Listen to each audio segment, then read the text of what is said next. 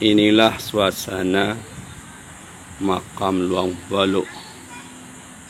Di sini nampaknya pohon beringin yang besar. Kemudian di dalamnya ada makam yang jauh dalamnya. Tapi ada aturan juga di sini. Mohon maaf, wanita jarang masuk. Untuk sopanan yang bercelana pendek dilarang masuk. Mohon maaf atas ketidakan. Itulah, itu nampaknya di makam. Itu dapat kelihatan makamnya. Ini besar tepatnya. Di bawahnya ada makam. Jadi beliau berada di dalam, di bawah pohon besar namanya pohon beringin. Nah, di tempatnya sana beliau dimakamkan. Di sini, sementara di sini pinggirnya ini pemakaman orang-orang Muslim, dan juga ada pohon besar juga di atasnya. Nah, inilah suasananya di siang hari tanggal 23 Januari 24 Januari 2022. Tapi kita akan bertanya siapakah yang ada di makam itu.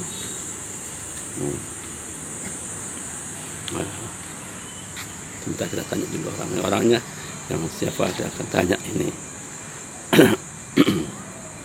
Di sini ada masyarakat yang akan datang untuk berziarah di sini. Bisa ada tuliskan di sini khusus tempat zikir tulang.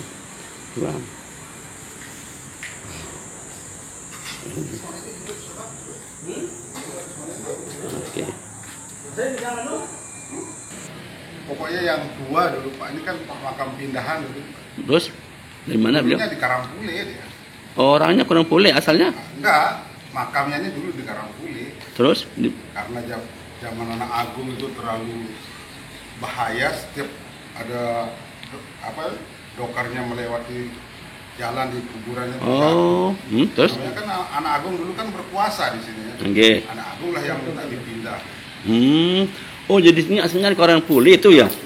Oh, terus pindah ke sini. Oh, berarti dengan sekarang bela kalau begitu. Dengan sekarang bela itu sekarang bela. Karangpule sekarang bela. Karangpule sekarang bela ini ya? Karena sekarang bela kan makamnya lain. Okay. Oh, awalnya beliau berada di Karangpule.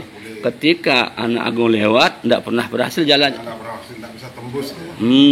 Akhirnya dipindah ke makam sini. Oh, gitu. Pada saat itu kan anak agung berkuasa. Okay.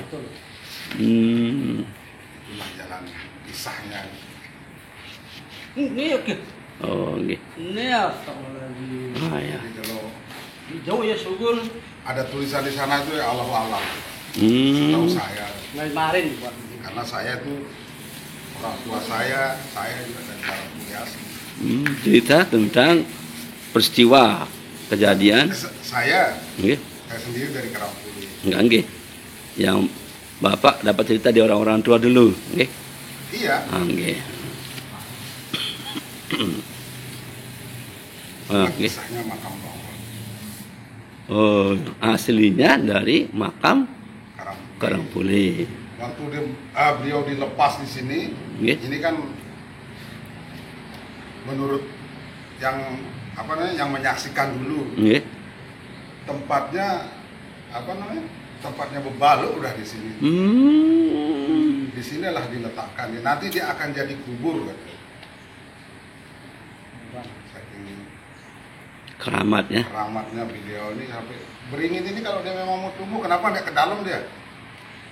Iya. Dilingkari dia. Iya. Itu anehnya itu. Kenapa anda masuk kuburnya kan?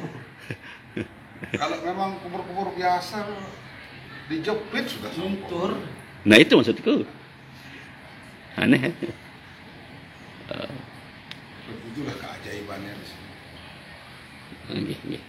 Oh, jadi semula beliau berada di Karangpule.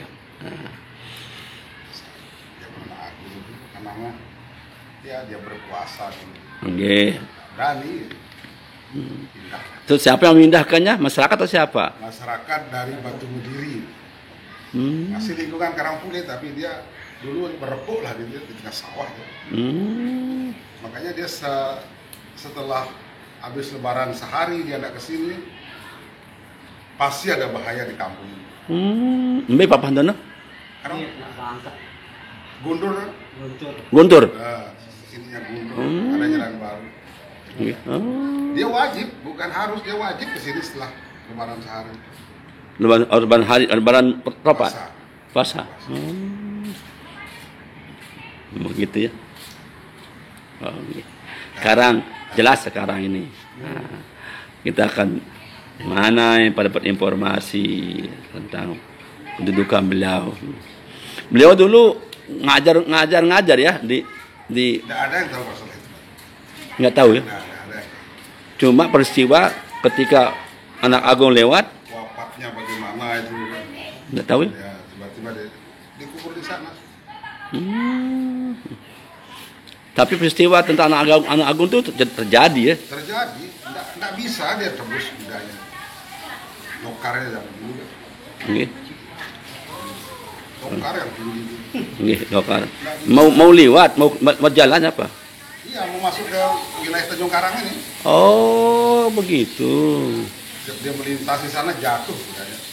Di sana di Karangpule. Akhirnya pindah ke agak jauh.